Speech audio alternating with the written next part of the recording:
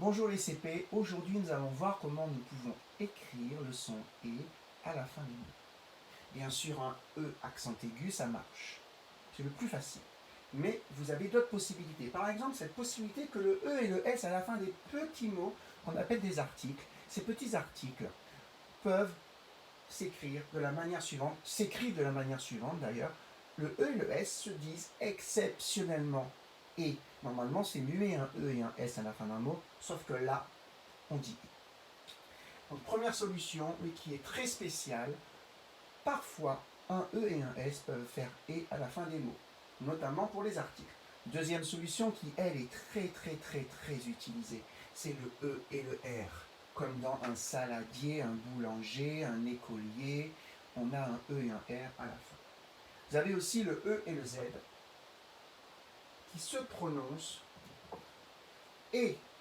À la fin des mots, pratiquement toujours, quand il y a un « e » et un « z », on dit « et », pas « euse ». En général, tous les mots, tous les verbes qui sont à côté du « vous », vous avez, vous sautez, vous mangez. C'est pour ça que j'ai écrit « vous » ici, regardez, vous marchez, EZ, vous avez, EZ, vous jouez, EZ à chaque fois. Vous avez toujours le EZ à côté du mot vous. Dernière solution qui est très rare, mais il faut en parler. Rarement un E et un D à la fin d'un mot, ça fait et. Et le mot le plus connu où on a le son et, c'est le mot pied.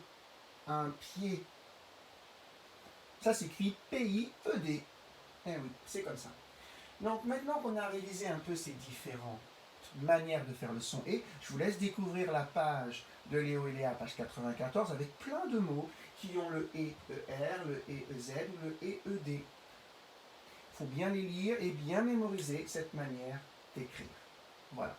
Je vous laisse maintenant travailler cela et lire et bien retenir cette manière de faire le son et qui sont spéciales pour la fin des mots.